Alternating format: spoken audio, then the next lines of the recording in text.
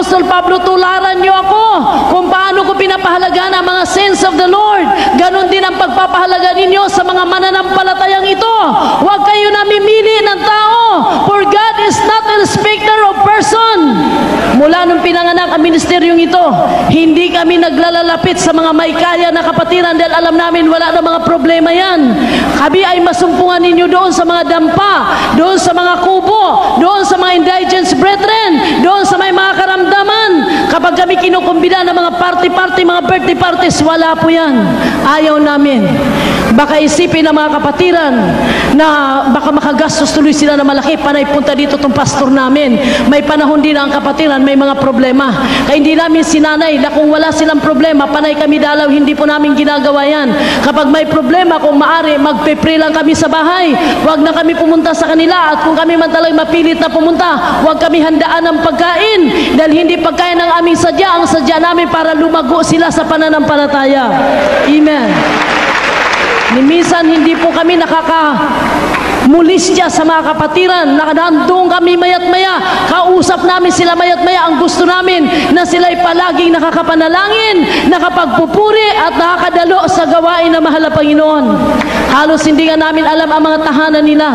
Kapag walang problema, kami po'y nasisihang totoo. Kapag may problema naman, kung maari, guguli na lang namin sa fasting and prayer para mas lalong effective, madaling malutas ang kalang mga problema.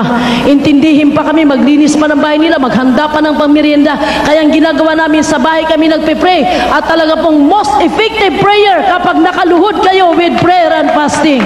Purihin ang kanyang banal na pangalan. Ayan, sabi po, tunay na involved po rito at talagang sakop dito, at ating pong mapapansin dito ang tunay na pag-ibig ng ating mahal na Panginoon. Roma 5:8 ating mababasa po rito, at Juan ay unang Tesalonica 1:1. The Epistle of St. Paul to the Romans, chapter 5, verse 8. But God commended His love toward us, in that while we were yet sinners, Christ died for us. Amen. Sa mga taga-Roma, Kapitulo 5, versikulo 8. Datapot, ipinagtatagubilin ng Diyos ang kanyang pag-ibig sa atin na lang tayo mga makasalanan pa, si Kristo ay namatay dahil sa atin. 1 Thessalonians chapter 1, verse 1. Paul and Silvanus and Timotheus, unto the church of the Thessalonians, which is in God the Father, and in the Lord Jesus Christ, grace be unto you and peace from God our Father and the Lord Jesus Christ. Hallelujah, hallelujah. Sa unang mga taga-Tesalonica, Kapitulo 1, versikulo 1. Si Pablo at si Silvano at si Timoteo, sa iglesia ng mga taga-Tesalonica, sa Diyos Ama at sa Panginoong Jesucristo, sumainyo nawa ang biyaya at kapayapaan. Tingnan niyo po ang mga katagang binanggit po dito ng ating kapatid si Apostol Pablo, mga minamahal. Roma 5:8. Ang pag-ibig na mahal na Panginoon ay tunay at dalisay, na habang tayo ay mga makasalanan pa, doon tayo inibig ng Diyos. Hindi po natin makikita dito ang kanyang mapaghahanap na pag-ibig, yung kanyang pag-ibig na nagdidiman ng kapalit. Ang sabi, while we were yet sinners, Christ died for us. While we were yet sinners, habang tayo makasalanan pa, talamak pa sa bisyo, masasamang ugali, doon namatay si Jesus para sa atin. Ganun ang pag-ibig ng Diyos sa bawat isa sa atin. Kung kaya't ang sabi, ipalaganap din natin ito sa ating inaaralan, sa ating tinuturuan. Di ba kayo naawat? Di ba tayo maawa? Iwanan natin sila na para mga sisiw na wala ng inahin. Hindi na alam kung saan susuling. Hindi alam kung sinong lalapitan. Kaya ang mahal na pastor humihingi na maraming manggagawa. Bakit ngayon lumaganap ang gawain ito? Ayaw niya na bisitahin lamang once a month. Gusto niya kung paano tayo nagkakaroon ng gawain 3 times a week dito. Ganon din sa mga outstation. Makakapagpuri sila sa mahal na Panginoon. Ngunit kumusta? Naisagawa ba ito ng napakaraming mga Kristiyano na naatasan na mahal na Panginoon? Nakakalungkot isipin, mga kapatid ko. Habang patuloy po natin tinatalakay ang araling ito, isipin natin. Mayroon pa kaming napabayaan, kung mayroon man napabayaan silang lumalayo. Pero kinakalong po talaga at aming inalalayan yan sa prayer. Inaamo-amo po yan katulad ng isang inahin na pag makakaramdam lang na mayroong mga dumadagit sa kanyang sisiw, ipinatago na kaagad niya sa kanyang ilalim ng pakpak ang kanyang mga sisiw. Ganun ang mahal na Panginoon. Ganun din tayo na pinagkatiwalaan ng mahal na Panginoon. Kahit anong kalagayan ng ating inaaralan, anong kalagayan ng mga kapatid, ang pakamahalin natin sila kagaya ng pagmamahal ng Diyos sa atin, mga kapatid ko. Wala man silang may bibigay, pakamahalin natin sila dahil tapos na gawin ng mahal na Panginoon ang pag-ibig para sa atin. Tayo naman ang magbahagi ng pag-ibig na ito sa iba. Amen. Purihin ang kanyang banal na pangalan. Ayan, sabi po rito, mga kapatid, hindi lamang, mga kapatid ko, ang kanyang kahabagan ang nagbibigay sa atin ng kalakasan. Ang sabi po rito, ang pag-ibig ng mahal na Panginoon, isa sa mga dahilan na nangaligtas ang mga makasalanan. Nahabag siya, dinagdagan pa niya ng pag-ibig. Di po ba? Pag nahabag ka, kawawa naman. Kapag may kasamang pag-ibig, anong ginagawa mo? Nag-aabot ka. Lahat ng sabing amen. Puro awa, kawawa naman yung pulubi o kawawa naman, hindi mag-abot tayo ng piso, hindi. Kaya nagugulat yung mga pulubi. Minsan nakahinto kami sa isang karsada, sa may Espanya. Gulang-gulanit na ang damit niya, namumulot pa siya ng mga naku, awang-awa talaga ako. Sabi ko, ba't nandiyan ka sa tabi, tumabi-tabi ka doon sa may island at baka masagasaan kayo. Ginagawa ko, inabutan ko ng 50 pesos. Ang gulat talaga nung pulubi, hindi siya makapaniwala. Bakit po? Pag nahabag kayo at may kasamang pag-ibig, malaki-laki ang nagagawa nyo sa mahal na Panginoon. Amen? Amen! Praise the Lord! Hallelujah! Kaya ang sabi po rito, hindi lamang habag ang pinadama ng mahal na Panginoon, sinamahan pa niya ng pag-ibig. Palakpakan nga po natin ang ating mahal na Panginoon. Ang grasya ng mahal na Panginoon, sinabi niya, binigay kahit hindi tayo karapat-dapat. Ganyan po ang biyaya na ito. Ang sabi niya, binuksan po niya ang lahat ng daan para tayo ay makalapit sa Kanya. Atin pong makita rito uno-uno ng unang Tesalonica, mga kapatid ko. Ang sabi rito si Pablo at sa Silvano at si Timoteo sa iglesia ng mga taga-Tesalonica. Sa Diyos, Ama at sa Panginoong Jesucristo, sumainyo nawa ang biyaya at kapayapaan. Palaging sumainyo nawa ang biyaya. Nawa mananahan sa inyo ang biyaya ng mahal na Panginoon. Alam niyo po kasi, ang Diyos ay mapagbiyaya.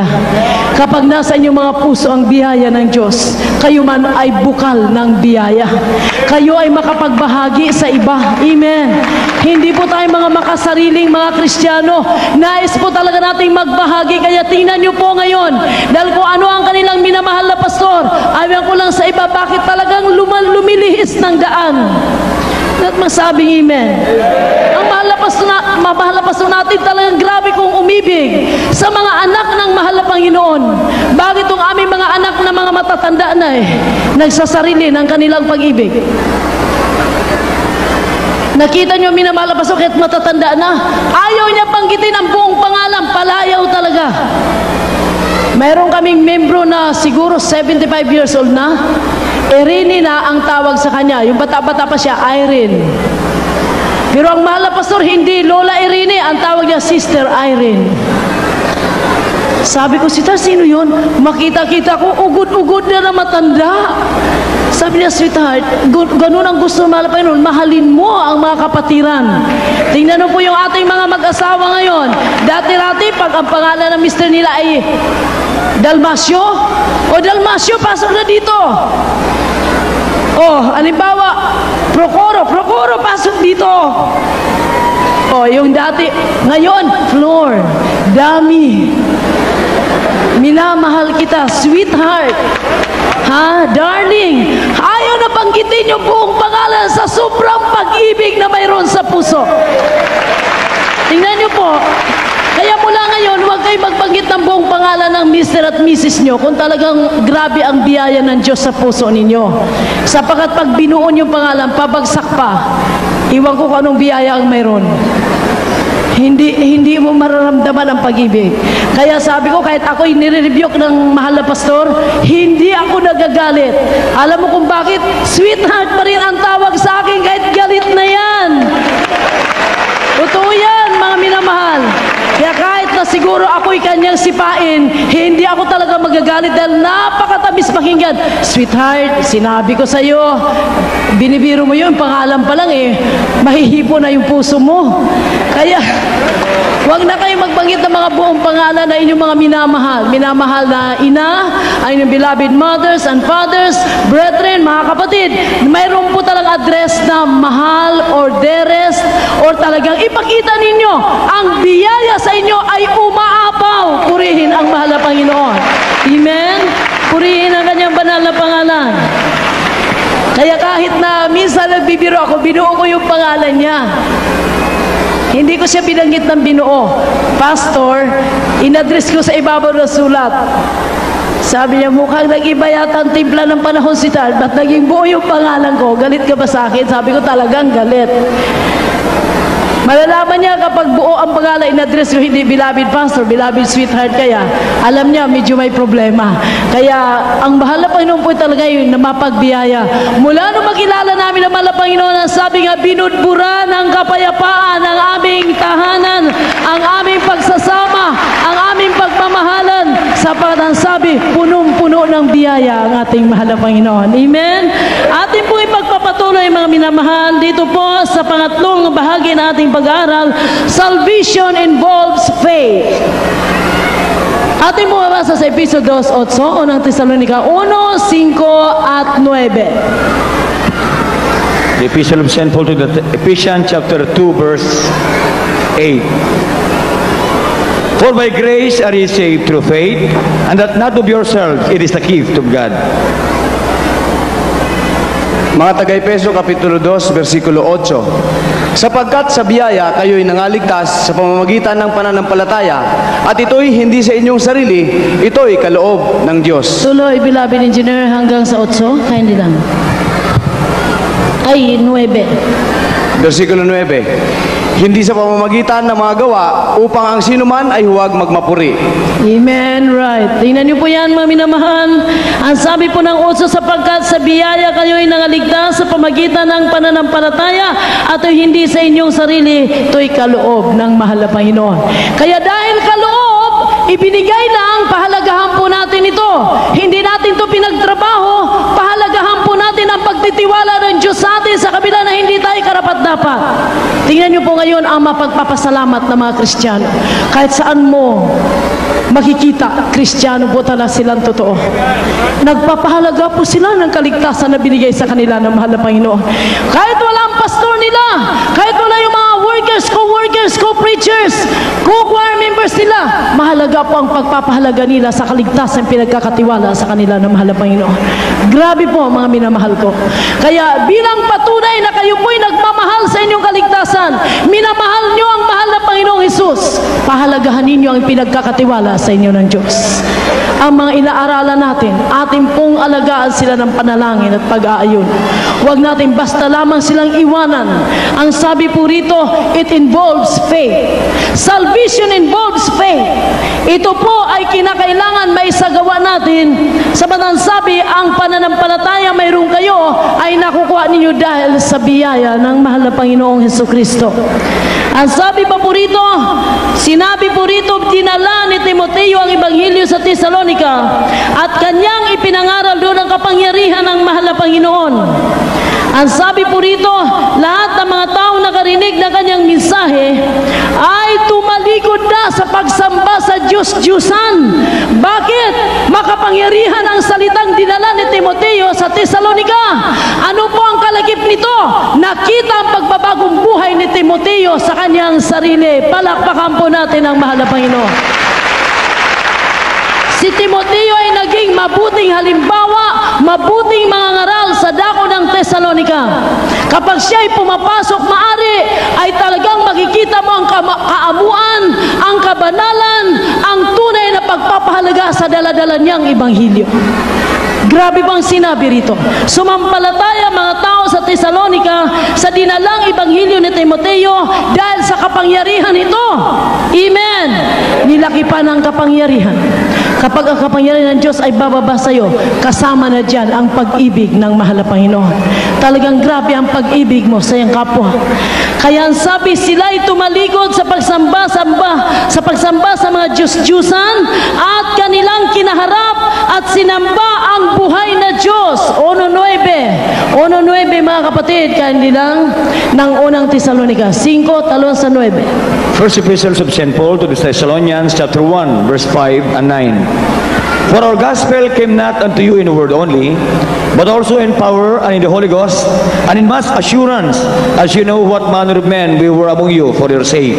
Verse 9, for they themselves showed us what manner of entering in we had unto you, and how ye turned to God from idols to serve the living and true God. Ang unang sulat ni Pablo sa mga taga-Tesalonica, Kapitulo 1, mga versikulong 5 at 9. Kung paano ang aming ebanghelyo ay hindi dumating sa inyo sa salita lamang, kundi sa kapangyarihan din naman at sa Espiritu Santo at sa lubos na katiwasayan, na gaya ng inyong nalalaman kung anong pagkatao namin ang aming ipinakita sa inyo dahil sa inyo. 9. Sapagkat sila rin ang nangagbalita tungkol sa amin kung paanong nakakapasok kami sa inyo at kung paanong nangagbalik kayo sa Diyos mula sa mga Diyos-Diyosan upang mangaglingkod sa Diyos na buhay at tunay. Purihin ang kanyang banal na pangalan. They followed Timothy, their spiritual leader. They followed Apostle Paul, their spiritual leader. They accepted the message and also the messenger of God. Lahat magsabing amen. Yan po ang tama. Paano tanggapin ang messenger kung liko-liko ang ginagawa? Hindi rin pwedeng tanggapin ang message lang at iwanan at hindi nila alam paano isagawa yun. So ang sabi dito, they accepted the message, so with the messenger of God. Kanilang tinanggap ng tao sa puso at ang sabi, sila ay gumaya sa mga halimbawa na pinapakita ni Timothy at ni Apostol Pablo. Grabe po. Bakit yung ating mga kapatiran dito, kung magpahalaga, mga anak na mga kapatiran kagabi, basa din po ng ulan. Ano pang nakita nilang halimbawa? Noong pa man, wala pa kayo, ginagawa na namin ang magpaulan. Buong maghapon ang gawain namin. Sa Fairview kami nagbabautismo na malapastor. Buntis ako 7 to 8 months ang tiyan ko.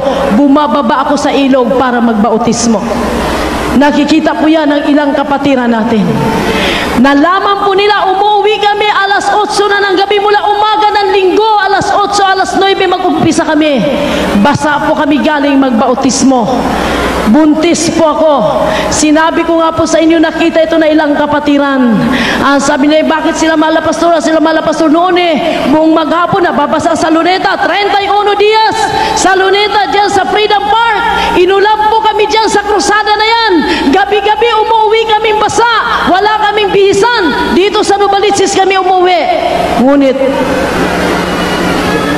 grabe mga minamahal. Pinag-iingatan ang kalusugan namin na mahal na Panginoon. Minsan hindi ko naranasan ang mamaos. 31 Dias. 37 days po pala. Araw-araw hindi pa namin alam kung sana naman kami. Pagdating namin sa Freedom Park, hinakot na yung aming generator. Ang aming mga stage saan na? Kinuha, nandun na sa Presinto 5. Wala daw kayong permit, ba't kayo nagkukursada rito? Tingnan mo naman sa kabutihan na malapan saan nadala. Doon sa Presinto, na pulis din doon ang aking brother-in-law. Nung dumating doon, sa Jesus Miracle Crusade Ministry ito, oo, lahat, generator, streamer nandun. Sabi na, ilalabas lang natin maya-maya na pag wala na yung iba kong mga kasama opisyalis dito. Sabi ko, napakabait na mahal na Panginoon. Doon napunta sa aming brother-in-law, sa Presinto 5 na doon siya, ay nag-asikaso. Sabi niya, walang problema, ilalabas ko maya-maya yan. Tuloy na naman ang ligaya, may stage na naman kami, may generator na naman kami. Gabi-gabi po yan, nagkukrusada kami mga kapatid ko. Basang-basa kami. Ano pang tinularan ng mga inaralan namin? Ang nakikita nila sa ating minamahal na pastor. Hindi natatakot sa ulan. Hindi natatakot sa anumang panggugulo ng diablo. Sulong mga anak ng Diyos. Kasama natin ang mahal na Panginoon. Amen. Hallelujah, hallelujah. Oh, glory to God. Ang sabi pa po rito mga kapatid ko, tinularan nila ang mga nila ng kahalagaan ng salita ng Diyos. Unang Tesalonica 5, tuloy-tuloy hanggang 9, pagbasa mga minamahal, kaya hindi lang. First Epistle of St. Paul to the Thessalonians, chapter 1, verse 5 up to 9. For our gospel came not unto you in word only, but also in power and in the Holy Ghost, Yes. and in much assurance, as you know what manner of men we were among you for your sake. And ye became followers of us and of the Lord, having received the word in much affliction with joy of the Holy Ghost, so that you were ensamples to all that believe in Macedonia and in Achaia. For from you sounded out the word of the Lord, not only in Macedonia and Achaia, but also in every place your faith to Right. Godward is spread abroad, so that we need not to speak anything. For they themselves show us what manner of entering in we had unto you, Amen. and how you were turned to God from idols to serve the living and true God. That's right, amen. Unang mga taga-Tesalonica, Kapitulo 1, versikulo 5 hanggang 9. Kung paanong ang aming ebanghelyo ay hindi dumating sa inyo sa salita lamang, kundi sa kapangyarihan din naman at sa Espiritu Santo at sa lubos na katiwasayan, na gaya ng inyong nalalaman kung anong pagkatao namin ang aming ipinakita sa inyo dahil sa inyo. At kayo'y nagsitulad sa amin at sa Panginoon nang inyong tanggapin ang salita ng malaking kabigatian na may katuwaan sa Espiritu Santo. Ano pat kayo naging uliran ng lahat ng nanampalatayang nanga sa Macedonia at nanga sa Akaya, sapagkat mula sa inyo'y nabansag ang salita ng Panginoon, hindi lamang sa Macedonia at Akaya, kung hindi sa lahat ng mga dako, at ay natanyag ang inyong pananampalataya sa Diyos. Ano pat kami ay wala nang kailangang magsabi pa ng anuman, sapagkat sila rin ang nagbalita tungkol sa amin kung paanong nakakapasok kami sa inyo at kung paanong nagbalik kayo sa Diyos mula sa mga Diyos-Diyusan upang maglingkod sa Diyos na buhay at tunay. Tingnan niyo po yan, mga minamahal. Anong ginawa ng mga mangangaral? Kompletong halimbawa ang pinapakita sa mga inaaralan. Amen. Oh, mga kapatid ko, kung kayo po lamang ay makaranas ng aming naranasan. Sinabi ni Apostol Pablo, tunay na inaaral namin na may mga pag-uusig ang pangangaral na ito. May mga pangungutya, ngunit dinala't binata namin ito dahil sa pagtitiwala at binigay sa amin na karapatan ng ating mahal na Panginoong Hesukristo. Tingnan niyo po unang Tesalonica, dito po sa unang Tesalonica 2:2. Pagidagdag dyan, Noel, unang Tesalonica 2:2. First Epistle of St. Paul to the Thessalonians, chapter 2, verse 2. But even after that we had suffered before, and were shamefully entreated, as you know, at Philippi we were bold in our God to speak unto you the gospel of God with That's much right. contention. Amen, right. Hallelujah. Unang taga-Tesalonica, Kapitulo 2, versikulo 2. Kundi palibhasa ay nagsipagbata kami ng una at inalapusta, gaya ng inyong nalalaman sa Filipos, ay nagkaroon kami ng kalakasan ng loob dahil sa ating Diyos, upang salitain sa inyo ang ebanghelyo ng Diyos sa gitna ng maraming kaligaligan. Tingnan niyo po yan, hindi basta po ang dinanas ng mga mangangaral, mga kapatid ko. Hindi basta ang dinanas sa paghibig at pagluha na inyong minamahal na pastor. 10 na mga manggagawa rito. Kaya pag dumating ang ebanghelyo ni Kristo sa inyo, akapin ninyo, pahalagahan ninyo at ipamuhay ninyo ito. Nakakalungkot po isipin, pagkatapos na nagpaula na inyong minamahal na pastor, pagkatapos gumugugol ng mahabang panalangin at pag-ayun ng mga manggagawa at mga preachers, mga ordained preacher, prayer warriors, iwanan nyo na lang basta ang inyong paglilingkod sa mahal na Panginoon. Nakakalungkot po isipin yan. Hindi po bastang dumating ebanghelyo na ito sa inyong mga tahanan, sa inyong mga buhay. Ito po'y pinagpagalan. Ito po ay binigyan ng kahalagaan na halos sa kamatayan. Ang sabi ni Apostol Pablo, makailang ulit kong nakasagupang kamatayan sa aking pangangaral ang salita ng Diyos. Hindi basta kayo ay nandito. Pinagpagalan po kayo ng pananalangin at pag-aayuno. Pinagpagalan po kayo ng sakripisyong totoo upang may hatid sa inyo ang ebanghelyo ng ating mahal na Panginoon. Pinagbibigyan po ng sari-saring masasamang wigan yung minamahal na pastor. Pinagbabato po kami sa aming bahay-sambahan. Kami po'y binabato ng buti ng beer. Pumapasok yan sa aming higaan. Hindi hindi napigil ang aming pagpupuri sa mahal na Panginoon. Ang sabi ng mahal na pastor, kamatayan man, hindi makapagpigil sa paglilingkod ko sa ating mahal na Panginoon. Oras pang binibilang, magantay kami sa mga waiting sheds na yan para mag-abang ng sasakyan, mag-abang ng aming arkilahin papuntang gawain. Dala-dala ko ang aking maliliit na mga anak. Ngunit hindi po kami umatras sa mga kahirapan na yan. Dahil isang dakilang bagay, mapagkatiwalaan tayo ng mahal na Panginoon na mangaral ng kanyang banal na salita. Kaya kayo na mga inaaralan ng iglesyang ito, pahalagahan ninyo ang pagpapala na kasalukuyan ninyong tinatamasa, mga kapatid ko. Kung walang mga tao ng Diyos na nagpapahalaga, kaya sabi, tularan ninyo ang inyong minamahal na pastor. Kung mayroon mga pagkakamali na gawa ang mga preachers, nais ko lang ituwid. Yan po talaga ang gagawin ng dyablo. Habang pumapalaot kayo, babanggain kayo ng dyablo, paisipin kayo ng mga hindi tamang kaisipan para mawala kayo sa paglilingkod nyo sa mahal na Panginoon. Ayusin natin ang pagsunod natin sa ating minamahal na mahal na Panginoon sa Kristo at ang mga pahalimbawa na pinapakita ng mahal na Panginoon sa pamagitan nating minamahal na pastor. Tandaan po ninyo yan. Pag lumabas na kayo ng pastoral house, pag lumabas na kayo ng iglesyang ito, ipakita niyo yung buong sikap, ang nakikita niyo halimbawa sa minamahal na pastor natin. Huwag niyo iwalang bahala ang inyong pag-ipag-ugnay sa mahal na Panginoon. Huwag kayo maghangad ng anumang mapakinabangan sa lupang ito. Ang hangarin ninyo ay kayo makapag-akay na maraming kaluluwa sa harapan ng mahal na Panginoon. Huwag niyo bastang iwanan ang mga gawain, mga kapatid ko. Ako'y pinagkakatiwalaan ng mahal na pastor. Sa akin lamang katayuan na ito.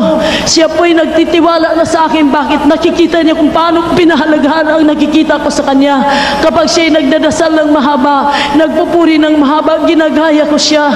Kapag siya'y nag-ayuno kahit hindi ko kaya, kahit paputol-putol ang ayuno ko, talagang naranasan ko ang mag-aayuno. Sapat gusto kong makita na malapay kung paano ang pagpapasalamat namin sa kanya. Kaya mga kapatid ko, huwag kayo magpapabaya. Ang kaya niyong gawin ninyo para sa inyong mga kaligtasan. Huwag kayo magpabaya sa inyong paglilingkod sa ating mahal na Panginoon. Kaya minsan pag nagkakamali ang mga workers, sabi ko sa kakulangan siguro ng kanilang panalangin. Sapat na sa aming pangkandungan ang mga workers na yan, sa aming pang tahanan, talaga pong mga masikap itong mga workers. Minsan siguro sa sobra yatang concern sa gawain, kaya nasubrahan din po ang pagpapahalaga sa gawain na minsan nakakaligtaan ng mga ilang importanteng bagay. Kaya ako humingi ng dispensa sa inyo sa mga pagkukulang ng ating mga preachers na na-assign sa mga probinsya. Punuan nyo na lang na inyong pangunawa, mga kapatid. Tumulong na lang kayo sa panalangin. Nanawa ang inyong mga nangunguna sa inyong mga kinalalagyan ay bigyan pa ng tunay na concern at pasanin sa bawat kaluluwa na naliligtas. Hindi rin bastang maghirang na manggagawa. Mahirap po magdala ng manggagawa sa pana ng mahal na Panginoon. Alam niyo po ba, ang manggagawa ay siya po'y parang isang ermitanyo. Wala na sa kanya ang mga kalayawan ng mundo. Ang tanging gagawin niya, paano mapangalagaan ang mga kaluluwa, paano mapahusay ang pananampalataya ninyong lahat. Kapag mayroon na nagkakasakit sa inyo, pag mayroon na mga problema, daladalahin niya ng mga pastors, ng mga workers, ng mga prayer warriors. Kaya please, unawain po ninyo ang lahat ng mga nangunguna sa inyo with all gravity, with all sincerity, with all respect and love. Inyo ipaabot sa kanila mga pagkukulang nila, ang kanilang pagkakamali, hindi bastang tumawag na manggagawa. Napakahirap maghirang ng pastor ng iglesia, mga kapatid. Hindi po lahat pastor, hindi po lahat prayer warriors, hindi po lahat nakapag-ayuno ng 40 days. Kaya kung may nakikita kayong tumatayo dyan, pakamahalin ninyo sila. Kung may pagkakamali na lang, with all respect and love, inyo paabot sa amin, pero wag po silang kamuhian, bagkus ipanalangin sila. Lahat magsabing amen. Ang sabi po rito, mga kapatid ko, ni Apostol Pablo, be ye followers of us. Maging tagasunod nawa kayo namin, nagpapahalaga at nagpapagal araw at gabi. Maging tagasunod sana kayo ng aming pananampalatayang iniwanan sa inyo. Lahat magsabing amen. Habang patuloy po natin tinatalakay ito, mga minamahal, ang sabi pa po rito, tayo po ay mga mananampalatayang pinagkatiwalaan ng malapay paghibasa ng kasunod na talata. Hindi. Romans 10:17. Epistle of St. Paul to the Romans, chapter 10, verse 17. So then faith cometh by hearing, and hearing by the word of God. Mga taga-Roma, Kapitulo 10, versikulo 17. Kaya nga ang aming paniniwala ay nanggagaling sa pakikinig at ang pakikinig ay sa pamamagitan ng salita ni Kristo. Pakiulit lang kanila kapatid. Mga taga-Roma, Kapitulo 10, versikulo 17. Kaya nga ang aming paniniwala ay nanggagaling sa pakikinig at ang pakikinig ay sa pamamagitan ng salita ni Kristo. Amen.